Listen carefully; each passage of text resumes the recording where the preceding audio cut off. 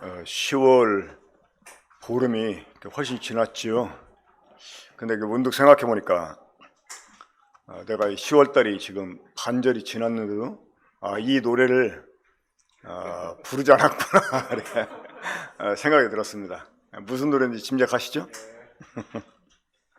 한번 말씀 전에 감상하시고 말씀 듣는 시간 갖도록 하겠습니다.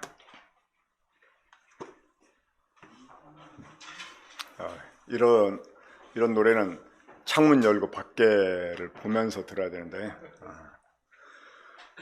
눈을 뜨기 힘든 가을보다 높은 저 하늘이 기분 좋아. 주일 아침이면 나를 깨운 말씀, 오늘은 어떻게 예배할까?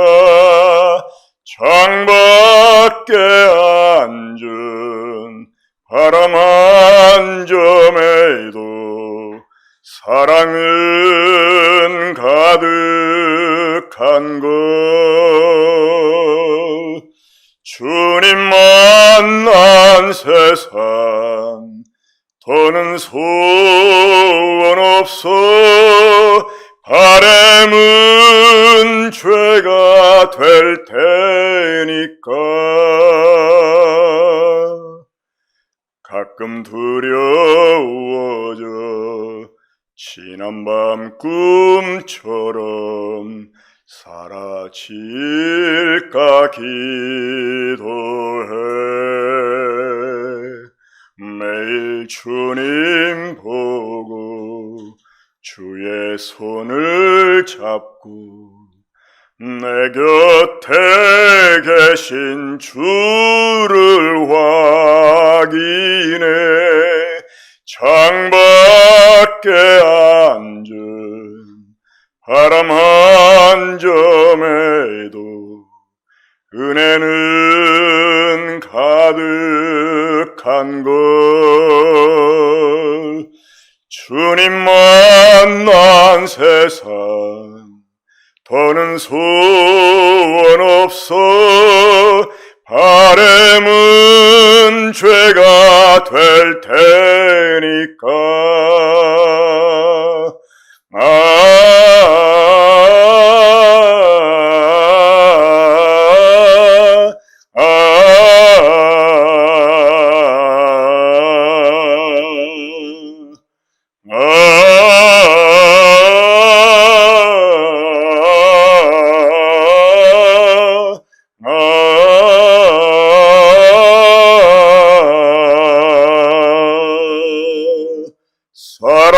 살아가는 이유, 꿈을 꾸는 이유, 모두가 주라는 것.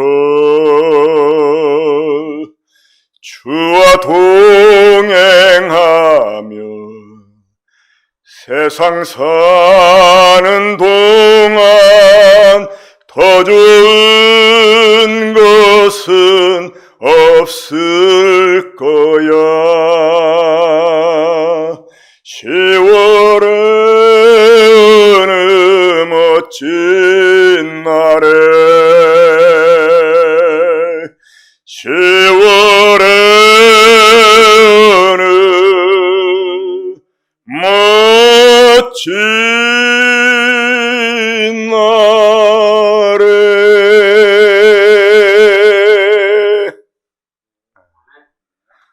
10월의 멋진 날 우리가 주님께 예배하고 또 말씀을 듣는다는 게 얼마나 참 행복한 일입니까? 그렇죠? 자, 오늘 제가 지난주에도 잠깐 언급했듯이 그 마태복음 6장에서 주님이 가르쳐 주신 기도문 가운데 나오는 그 일부 말씀 함께 공부하는 시간 가져보도록 하겠습니다.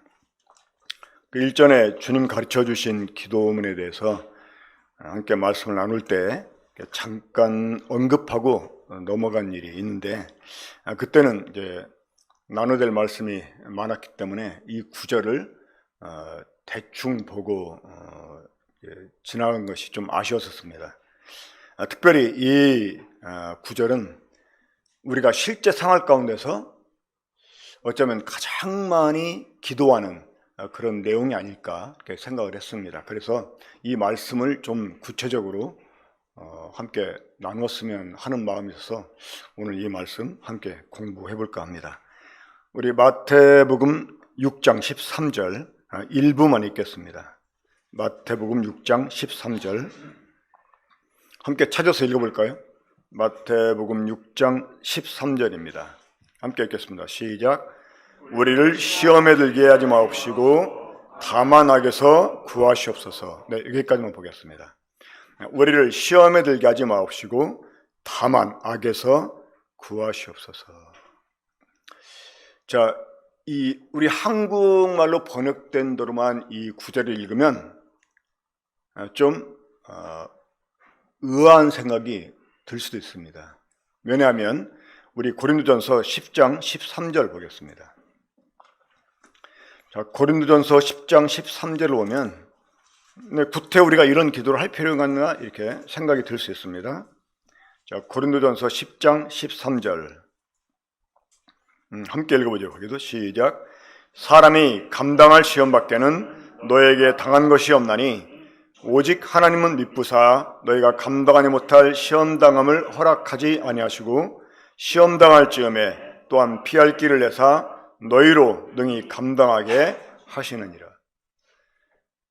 네, 하나님께서는 우리가 감당할 수 없는 시험을 허락하지 않으신다.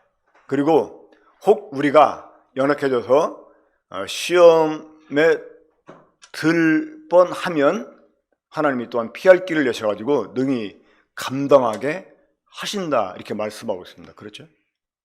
우리가 이 말씀을 근거로 해서 이 승리의 확신을 갖게 되지 않습니까?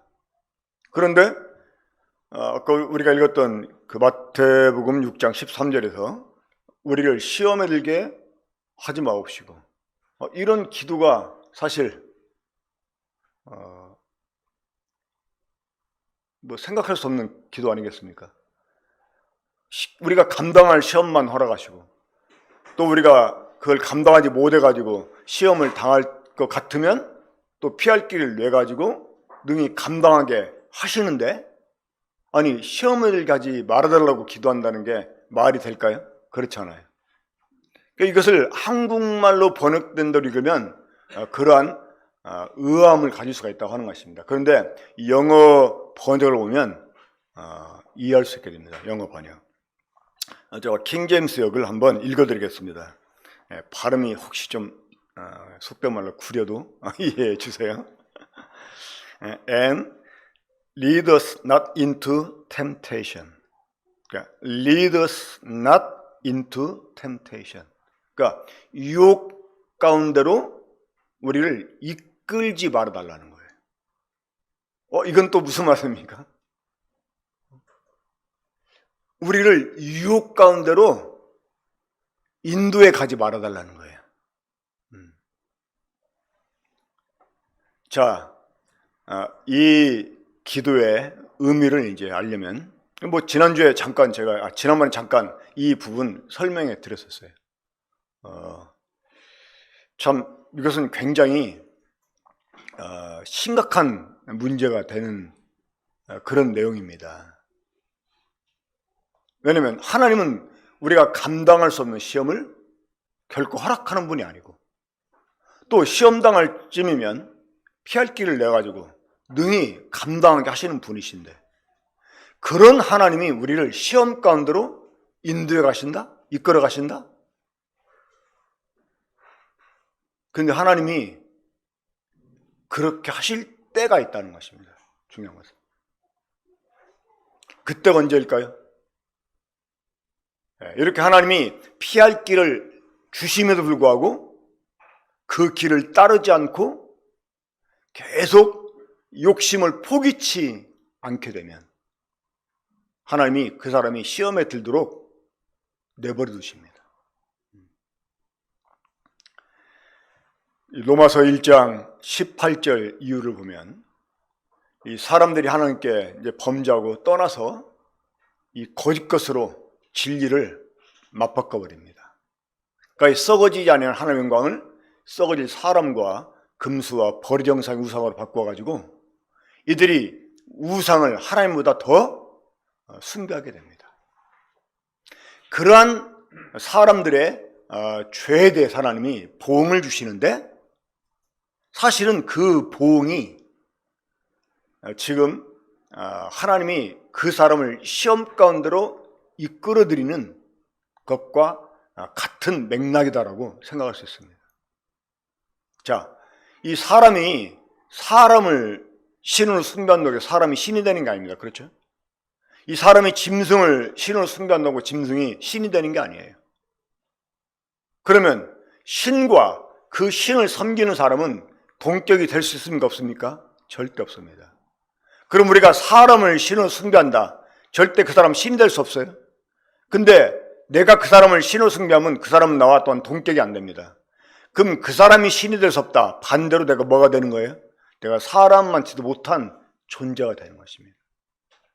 그래서 하나님이 그런 사람들에게 보응을 주셨어요. 어떠한 보응을? 짐승처럼 살게.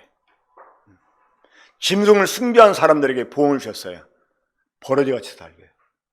이 버러지를 신으로 숭배하는 사람들에게 보응을 주셨어요. 이 버러지만치 못한 쓰레기 같은 그런 삶을 살도록. 그러니까 하나님이 허용하는 것이에요. 그냥 내버려 두는 거예요.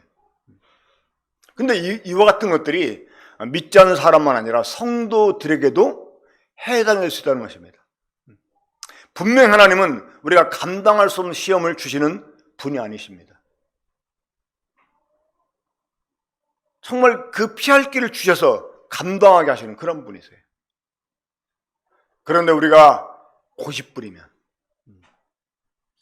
우리가 우리들의 마음을 완고하게 해가지고 하나님 말씀을 우리가 거절하고 계속 뭔가 내 욕심대로 행하고자 하면 하나님이 그런 우리를 내버려 두세요. 무엇 가운데로? 유혹 가운데로. 그러니까 lead us not into temptation. 나를 유혹 가운데로 이끌지 마소서. 이 말은 나를 절대 포기치 말고, 내가 어리석어서, 내가 완악해서 정말 이 죄를 고집하려고 할 때 나를 절대로 내버려 두지 말고 나를 징계해서라도 나를 유혹 가운데 빠지지 않게 해주세요 하는 그런 기도가 되는 것입니다. 왜냐하면 우리가 세상을 살다 보면, 또 깨어있지 못하다 보면, 우리가 성령으로 충만해 있지 못하다 보면 아무것도 아닌 것들이 정말 큰 것처럼 내게 다가올 수가 있습니다. 정말 나중에 지나보면 아무것도 아닌데 막 거기에 막 미쳐 빠져 들어가지고 그거보다 더 좋은 게 없는 것처럼 생각되게 할 때가 있다는 거예요. 어떨 때는 성령님께서 양심에 꺼리낌을 줍니다. 또 다른 성도와 다른 내 가족 이웃들을 통해서 그것이 바르지 않은 것임을 듣게 할 때도 있습니다. 그런데 그게 막 포기가 안 되는 거예요. 그럴 때 하나님이 나에게 몇 번 피할 기회를 주심에도 불구하고 내가 그걸 고집하게 될 때 하나님은 그런 나를 내버려 두십니다. 유혹이 나를 삼키도록 내버려 두십니다. 절대 그런 일이 없게 해달라고 지금 기도하고 있는 것이에요. 근데 그럼에도 불구하고 하나님이 징계하심에도 불구하고 여전히 그거 포기치 않고요, 결국은 죄의 나락에 빠져드는 이런 경우가 있어요. 자, 그럼 그럴 때 어떻게 해야 되나요? 다음 기도가 있죠. 다만 악에서 구하시옵소서. 이 악에서 구해달라고 하는 이 기도 또한 굉장히 처절한 기도가 됩니다. 만약에 우리가 하나님이 이 피할 길을 주심에도 불구하고 우리가 믿음으로 순종하지 않아서 유혹에 빠져들게 되면 어떤 현상이 일어날까요? 로마서 6장을 보면 한번 봅시다.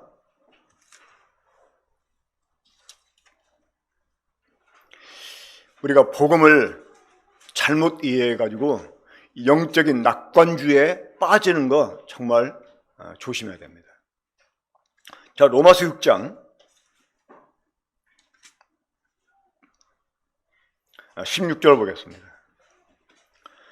너희 자신을 종으로 내주어 누구에게 순종하든지 그 순종을 받는 자의 종이 되는 줄을 너희가 알지 못하느냐. 혹은 죄의 종으로 사망에 이르고 혹은 순종의 종으로 의에 이르느니라. 사랑하는 여러분, 이 말씀은 사도 바울이 안 믿는 사람들에게 하신 말씀이 아닙니다. 이 로마에 있는 성도들에게 지금 하신 말씀이에요. 물론 우리가 범죄해가지고 이 죄의 종처럼 보이게 된다 할지라도 이것이 신분적으로 우리가 죄의 종이다 하는 말은 아닙니다. 하지만 상태적으로는 우리가 정말 죄의 노예처럼 되어버립니다. 자, 이게 무슨 의미일까요? 우리가 하나님이 피할 길을 주심에도 불구하고 고집부려서 우리 마음을 완악하게 가지고 우리가 시험에 빠들게 되면, 그래서 죄를 우리가 범하게 되면 이 죄의 올무에 우리가 걸려들게 된다는 거예요. 그렇게 되면 이제는 죄를 짓지 않으려고 해도 죄를 짓게 됩니다.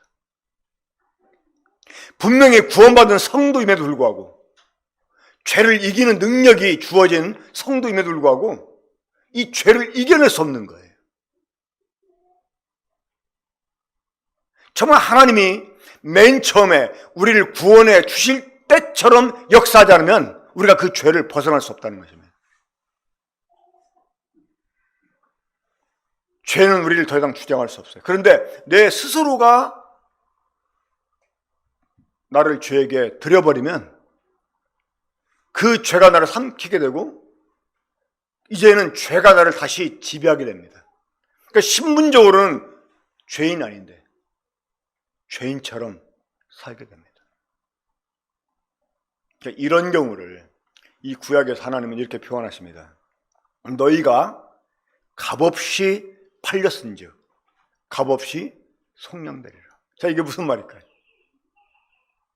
원래 속량을 시키려면 값을 치러야 됩니다. 그렇죠?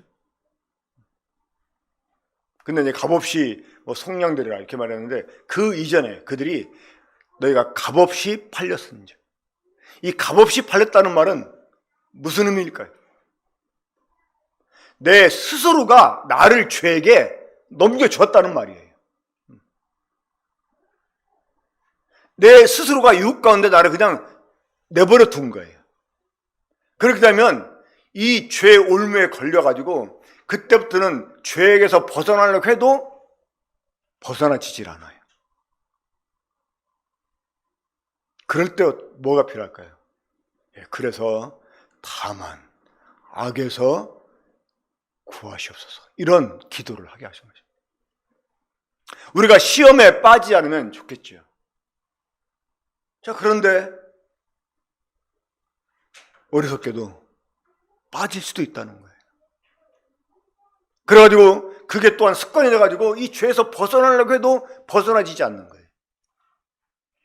그럴 때 다만 악에서 구하옵소서라는 기도 정말 필요하죠.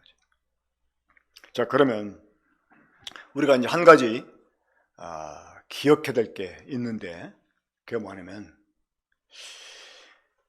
사람들이 이 유혹에 빠지고 죄를 짓게 되는 그 원인이 있다는 겁니다. 근데 이제 그 원인들을 사람들이 말하게 될 때, 이제 구원받은 성도라도 그 사람들이 유혹에 빠지고 죄를 범하게 되는 그 원인들을 얘기할 때 대체적으로 이제 이것을 많이 얘기합니다. 그게 몇십 프로 비중을 차지하기도 합니다만은, 그게 뭐냐면 우리가 죄인이었기 때문에, 여전히 우리 속에 죄성이 있기 때문에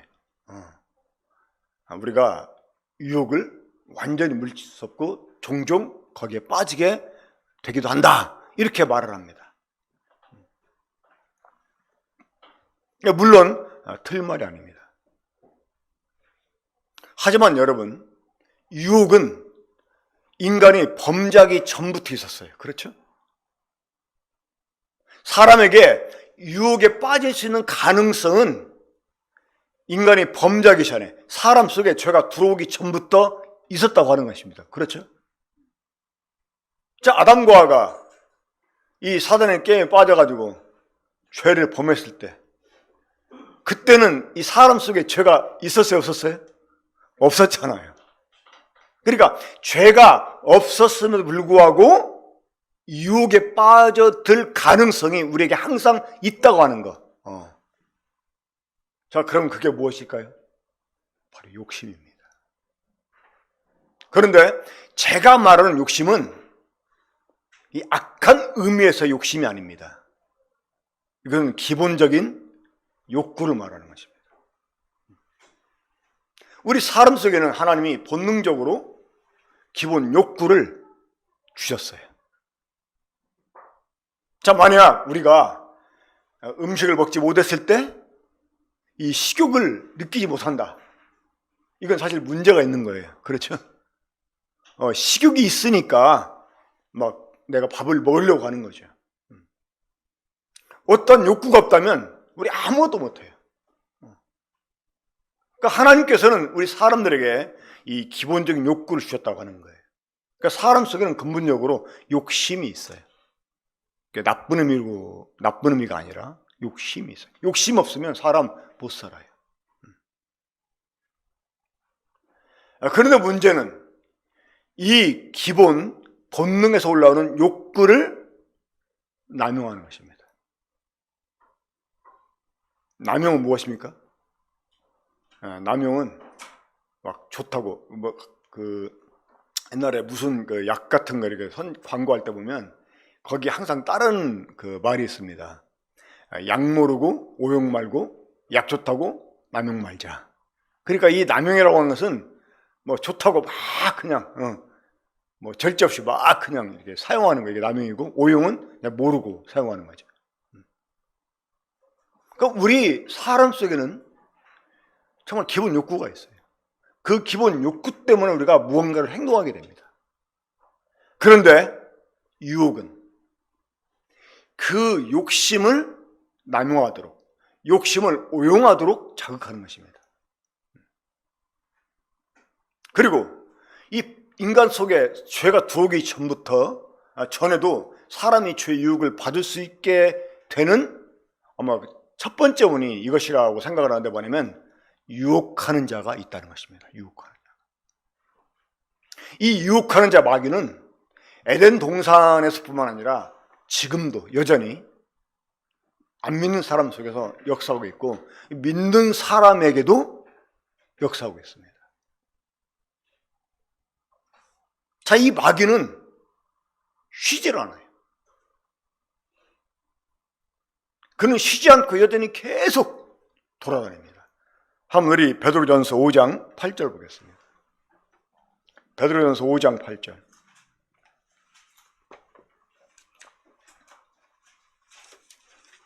자, 마귀가 어떤 존재입니까? 자, 마귀가 지금 어떤 일을 하고 있습니까? 5장 8절 함께 읽겠습니다. 시작. 근신하라, 깨어라, 너희 대적 마귀가 우는 사자같이 두루 다니며 삼킬 자를 찾나니. 이 마귀가 하는 일이 어떤 일입니까? 죄를 시켜하는 일이죠. 그 요한일서 3장에 보면 마귀는 사람들에게 죄를 범하게 하는 자다. 그러니까 유혹하는 이유가 죄를 범하게 하려고 하는 거죠. 그렇죠? 그러면 마귀가 우는 사자처럼 막 돌아다니는 이유가 뭐예요? 사자가 왜 돌아다닙니까? 먹잇감을 찾기 위해서. 그러니까 이 마귀가 막 두루 돌아다니면서 그 자기 삼킬 자를 찾는다는 거예요.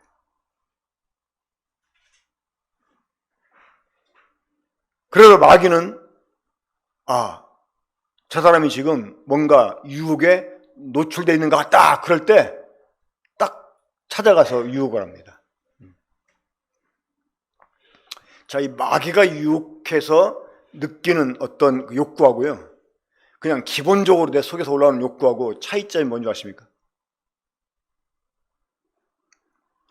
이 가끔 이제 어떤 물건을 우리가 인터넷을 통해서 살려고 할 때, 이제 저는 이 직접 보고 사는 게 아니기 때문에 잘 모르잖아요. 이제 그러면 뭘 참고합니까? 사람들이 올린 후기를 이렇게 참고합니다. 후기. 근데 그 후기를 보면 종종 이렇게 표현하는 사람들이 있어요.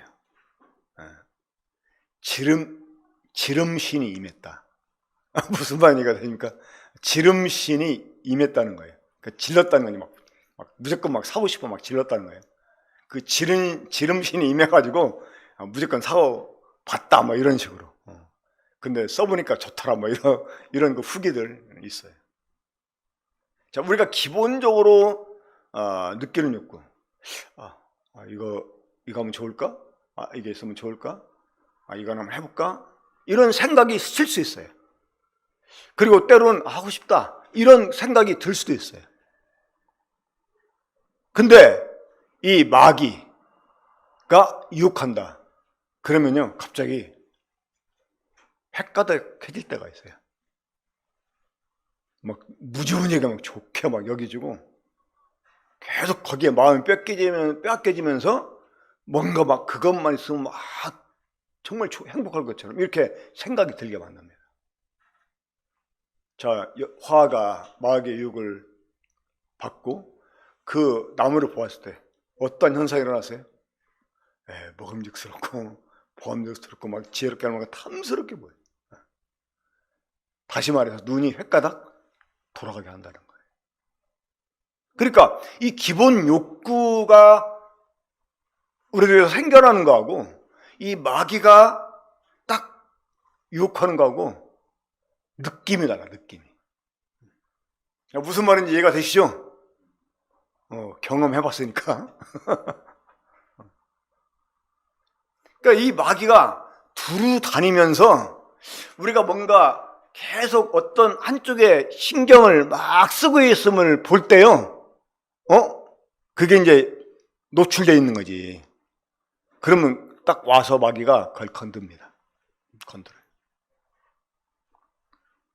그 분을 내어도 그 분을 해가 질 때까지 갖고 있지 마라고 하는 말씀이 있잖아요. 그러면 그 뒤에 어떤 말씀이 있습니까?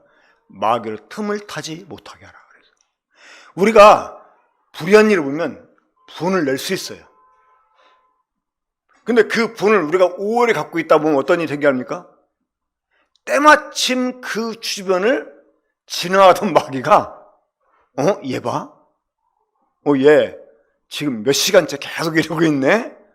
한번 건드려볼까? 해가지고 딱 건드려요. 그럼 어떻게 될까? 내가 이렇게 계속 이런 감정에 사로잡혀 있으면 안 되지 했다가도요, 갑자기 뭐 그 사람이 더 밉게 생각되고, 그래, 이거 그냥 지나가면 안 돼. 이 사람 그냥 지나가면 지가 잘못한 걸 모를 수 있기 때문에 한번 따져야 돼. 그러면 갑자기 막 감정이 변화오게 되고 막 이러면서요, 이제는 기도할 때 막 꺼리 깨져서 그냥 화를 그냥 풀고 싶은데 안 풀어져. 그게 마귀가 튼튼 것입니다. 그래서 이 유혹하는 자, 이 마귀가 유혹할 때 우리 속에 근본적으로 죄가 없었어도 우리가 유혹에 빠질 수 있다고 하는 거예요. 또 죄가 들어오기 이전에 우리에게 주어졌던 기본 욕구들, 이 욕구들이 있기 때문에 그것이 어떤 우리가 유혹에 빠지게 할 수 있다는 것입니다. 제가 지금 이 말씀 드린 이유가 있어요. 그게 뭐냐, 성도라 할지라도 우리가 구원을 받고 정말 성령으로 충만하고 이제는 죄하고 정말 그 내가 담을 쌓고 사는 것처럼 스스로 경건하게 여기고 있다 할지라도, 그런 생각이 정말 들어. 다른 사람도 나를 그렇게 평가해 준다 할지라도 언제나 우리 속에는 죄성이 아니어도 언제나 기본적으로 그러한 가능성을 우리가 가지고 있다 하는 것입니다. 그래서 어떻게? 그래서 우리가 늘 깨어 있어야 된다고 하는 거예요. 그래서 우리가 늘 정신을 차리고 있어야 된다고 말입니다. 언제나 우리는 유혹에 들 수 있다, 이 점을 생각해야 된다 그 말이에요. 그런데 그것도 참 그 정도만 돼도 양반이죠. 근데 성령님이 꺼리낌을 주시고 정말 양심의 가책이 느껴지고 이건 아닌데 하는 생각이 드는데도 자꾸 내가 그 욕구를 절제하지 못하고 거기에 자꾸 나를 이렇게 들이게 되면 마귀가 정말 틈을 타게 되고, 그래서 내가 더욱더 그 부분에 고집을 부리게 되면 하나님이 나를 놔버린다는 거예요. 유혹에 들어가게 내버려 둔다는 거예요. 이 보응이라는 것이 내버려 두는 것입니다. 사실. 그래가지고 그 사람에게는 정말 그 치명적인 수치를 당하게 하는 거예요. 근데 그것으로도 끝나지 않아요. 딱 이 죄의 올무에 걸려들게 되면 벗어나지질 않아요, 스스로는. 자, 그러면 우리가 이런 이제 죄의 올무에 붙잡히게 됐을 때 어떻게 될까요? 자, 일단은 우리가 우리 처지를 바로 깨닫는 거, 이게 필요합니다. 그런데 문제가 있어요. 뭐냐? 이 죄 유혹에 빠져가지고 딱 죄에 붙잡힌 사람은 맨 처음에는 자기 처지를 못 깨달아요. 자기 처지를. 우리 고린도 후서 13장 5절 말씀 잘 아시죠? 한번 읽어봅시다.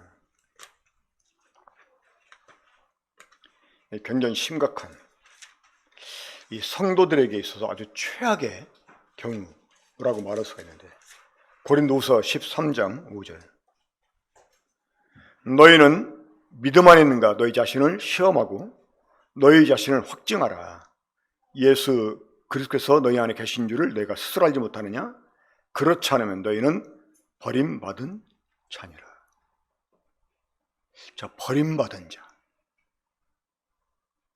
주님이 그 마음에서 떠나신 자.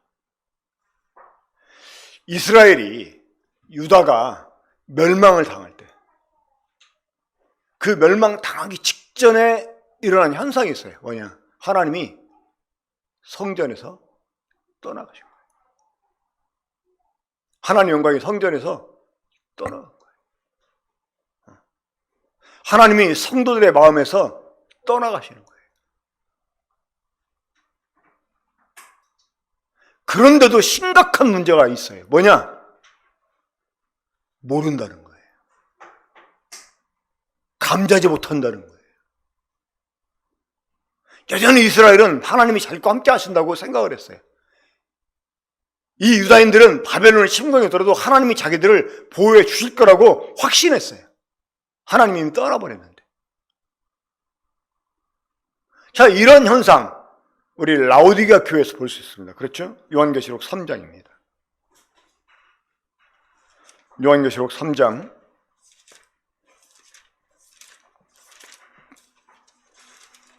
20절 말씀 잘 알죠. 많은 사람들이 이 말씀을 복음을 전할 때, 전도하는 그 마지막 부분에서 예수님을 영접하게 할 때 이 말씀을 사용하랍니다. 하지만 여러분, 이 말씀은 구원받지 못한 사람에게 주어진 말씀이 아니고 성도들에게 주어진 말씀이라는 걸 우리 기억해야 됩니다. 함께 읽어볼까요? 시작. 볼지어다 내가 문 밖에 서서 두드리노니 누구든지 내 음성을 듣고 문을 열면 내가 그에게로 들어가 그와 더불어 먹고 그는 나와 더불어 먹으리라. 자, 지금 주님이 어디에 계세요? 주님이 라오디게아 교회 안에 계신 게 아니라 어디 계세요? 문 밖에. 주님이 그 교회 중심에서 떠나신 거예요. 그런데도 이 라우디게아 교회 사람들은 어땠습니까? 17절 한번 읽어보죠. 자, 시작. 내가 말하기를 나는 부자라 부유하여 부족한 것이 없다 하나 내 공고한 것과 가련한 것과 가난한 것과 눈먼 것과 벌거벗은 것을 알지 못하는 것. 이 사람들은 어떻게 생각했어요? 자기들은 부자라는 거야. 부유해서 이 부족한 게 없다는 거예요. 자기들은 충만하다 이렇게 생각하는 거예요. 지금. 얼마나 심각한 일입니까?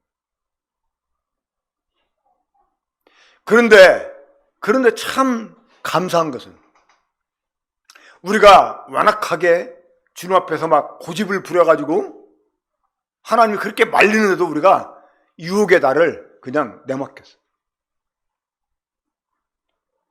그래서 이제 우리가 죄를 지금 행하는 거예요.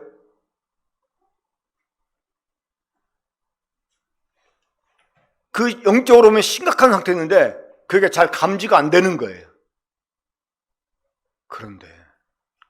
그럼에도 불구하고 주님이 우리를 아주 떠나가라 포기하지 않고 이 문 밖에 계신다는 거예요. 이것이 우리로 하여금 다만 악에서 구하시옵소서라고 기도할 수 있는 근거가 됩니다. 아예 주님이 멀리 떠나버렸다면, 아예 그냥 버려버렸다면 우리 그런 기도조차 할 수 없는 거죠. 그렇죠? 다만 악에서 구하옵소서.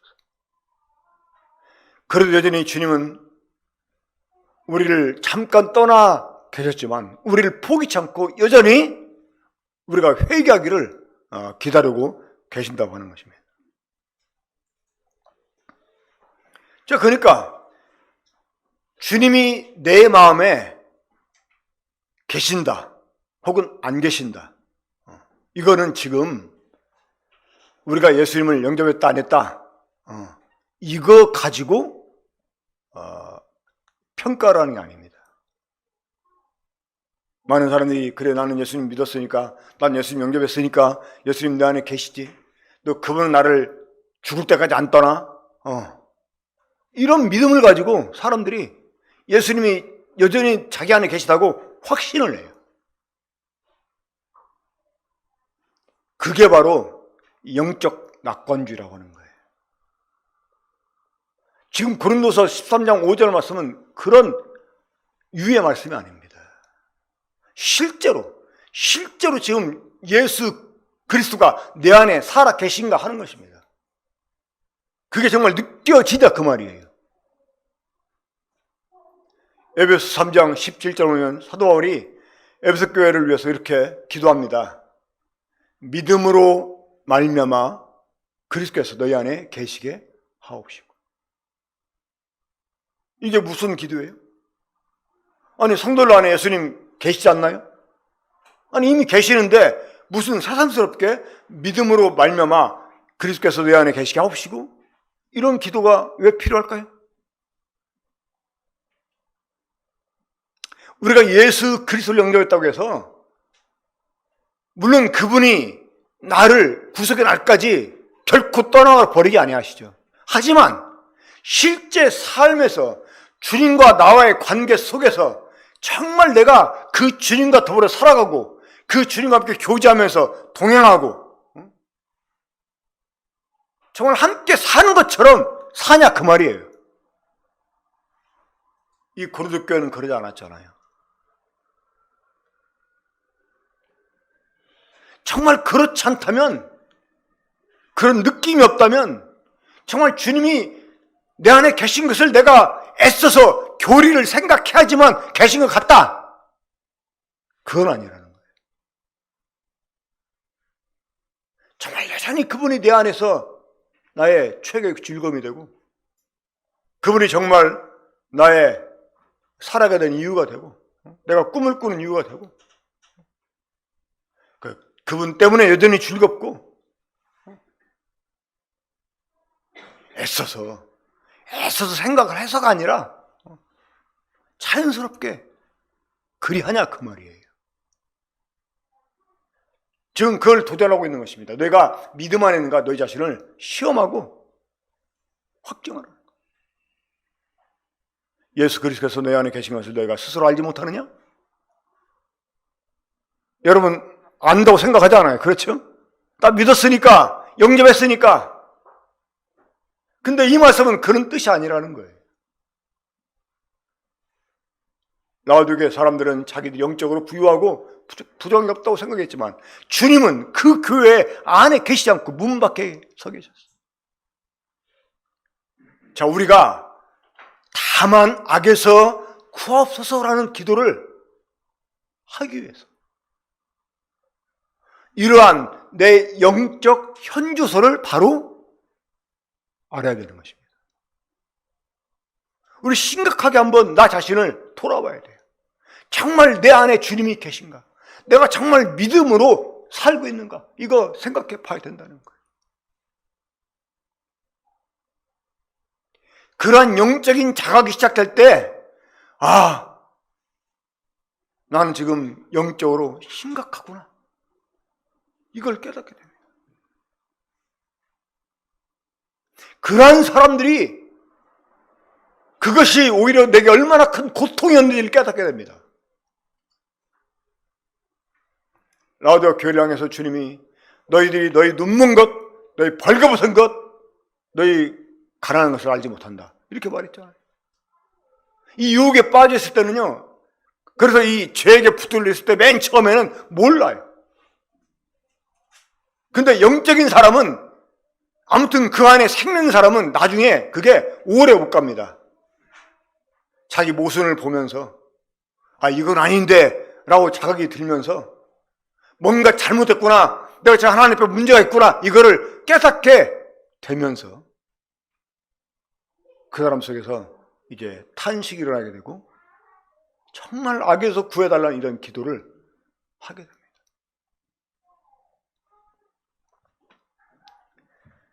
우리 시편을 보면 종종 이런 표현 볼 수가 있습니다. 주의 얼굴을 내게서 숨기지 마시고. 이 영적인 사람들은 언제가 가장 답답하냐? 주님 얼굴을 볼 수가 없을 때. 기도하려고 엎드렸는데 그냥 벽 앞에 서 있는 것 같아요. 어둡고 터널 속에 있는 것 같아요. 막막해요. 주님이 느껴지지 않아요. 주님이 나에게서 멀리 떠나 있는 것 같아요. 그나마 이러한 것을 느낄 수 있다는 자체가 은혜입니다. 이것 때문에 시편 제자는 하나님께 울부짖었어요. 자기가 땅 끝에서부터 부르짖는다고 고백합니다. 이게 무슨 의미일까요? 주님과 지금 나 사이가 굉장히 멀리 떨어져 있는 것 같은 느낌이 드는 거예요. 주님이 내 안에 계시지 않는 느낌이 드는 거예요. 주님이 나를 버리신 것 같은 느낌이 드는 거예요. 정말 살아있는 성도라면, 물론 성도로 범죄할 수 있어요. 하지만 정말 그와 같은 때에 그런 고통을 감지하고 그런 울부짖음을 우리가 하나님께 드리면 되는 거예요. 여호와여 내게 돌아오소서. 주여 나를 주께로 돌이켜 주소서. 이런 정말 그 절규가 하나님께 있어야 돼요.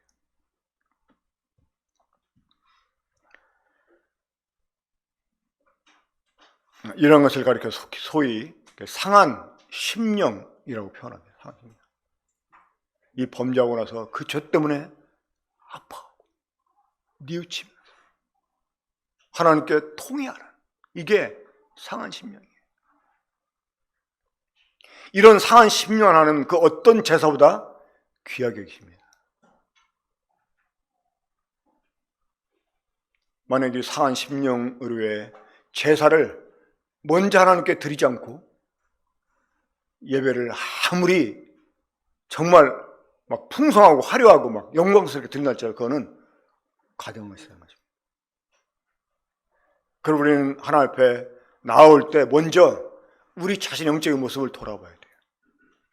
지금 나와 하나님과의 관계를 점검해 봐야 돼요.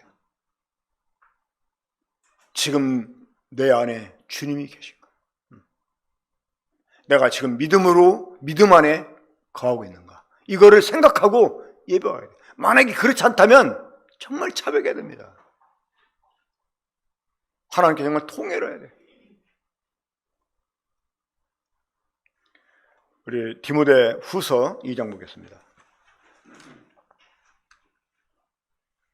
하지만 그럼에도 불구하고 하나님께서는 여전히 우리들에게 회개함을 주신다고 하십니다.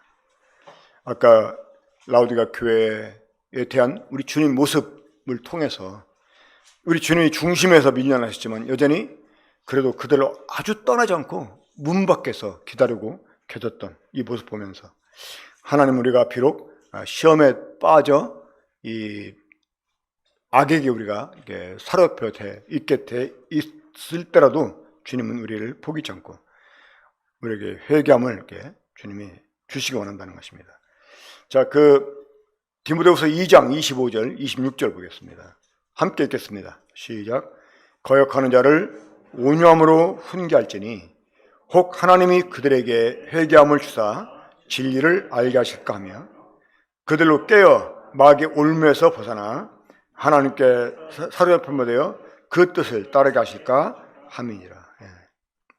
이제 이 범죄한 사람들 교회에서 징계할 때 온유한 마음으로 징계하라 이렇게 권면한 이유가 있습니다. 왜냐하면 만약 어떤 사람이 그 죄를 범했어요. 회개치 않아요. 그럼 이제 그런 사람 징계를 해야 되죠. 근데 징계할 때 그 사람 막 인격적인 모독을 이렇게 받는 느낌이 들게 하거나 어떤 막 커다란 상처를 받게 하는 이런 그 분위기 속에서 징계하지 말라는 거예요. 왜? 그러면 하나님이 그 사람에게 회개할 기회를 주셔가지고 그 사람이 회개했다 이거도요. 그 교회는 오고 싶지 않아요. 왜? 받은 상처 때문에.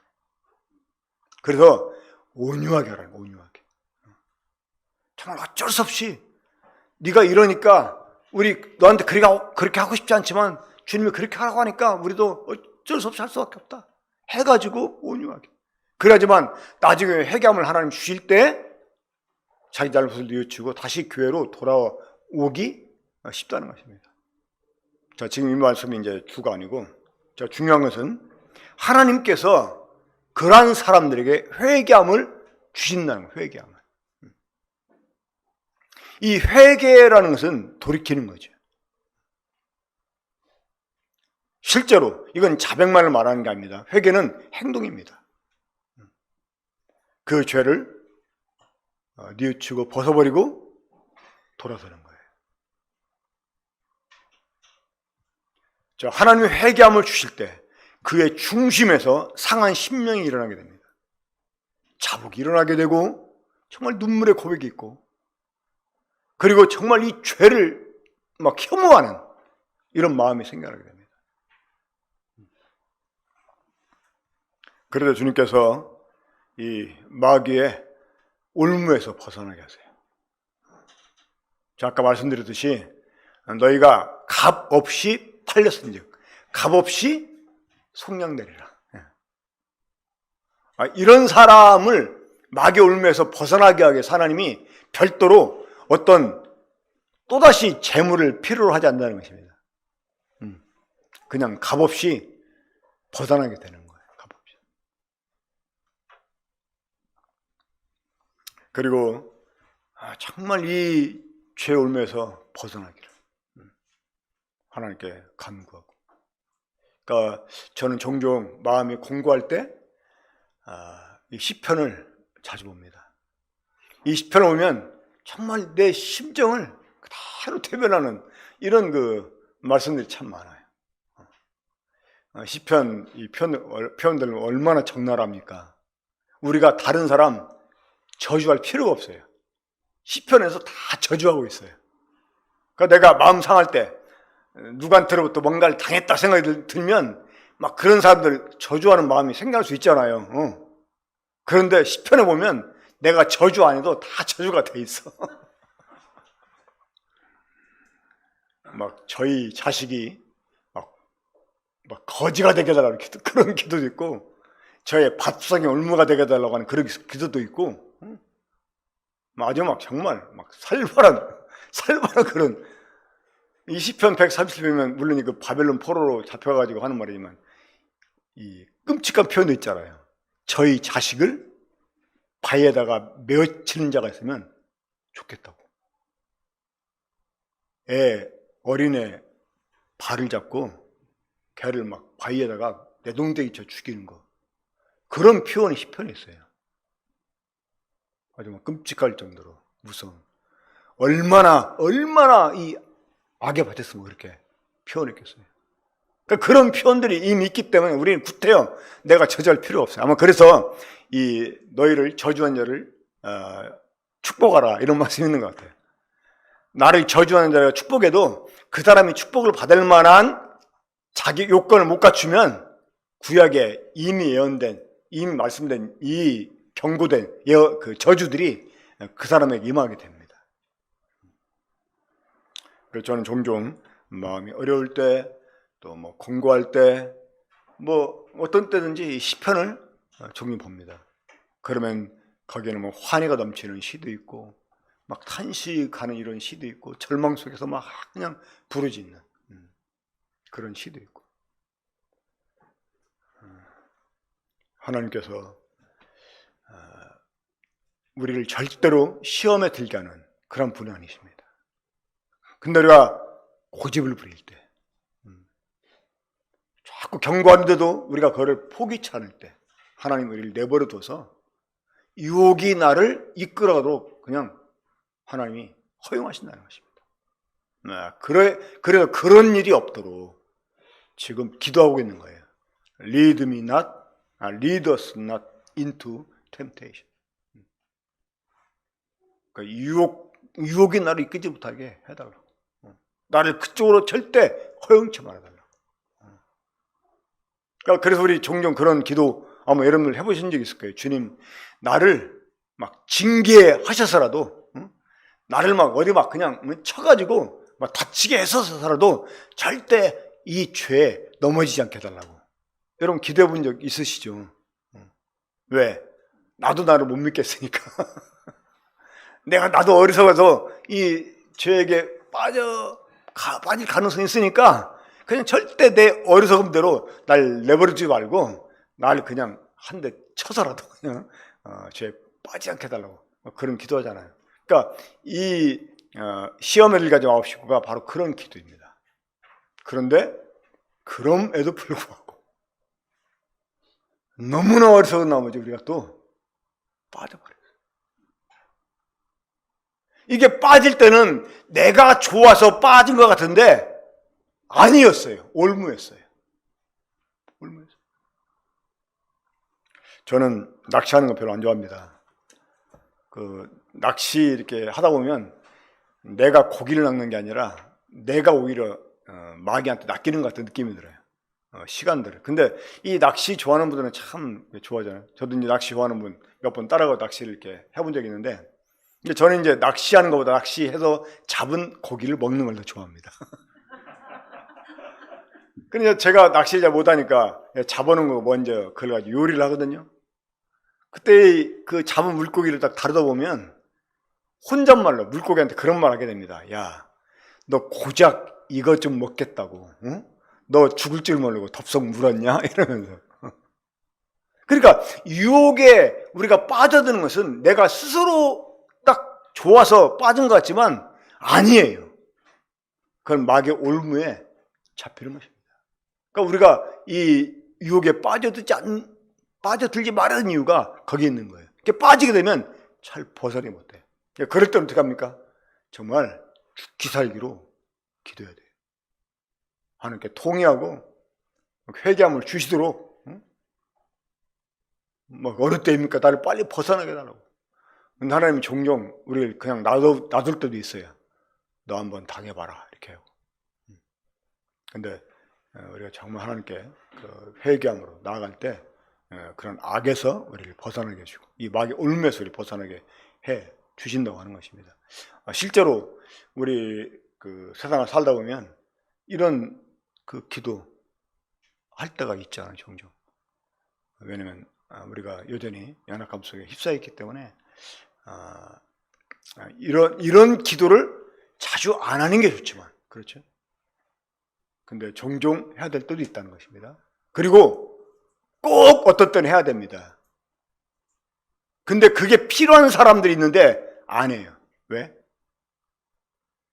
깨닫지 못하고 있어요. 자기 영적 상태를 제대로 파악을 못해요.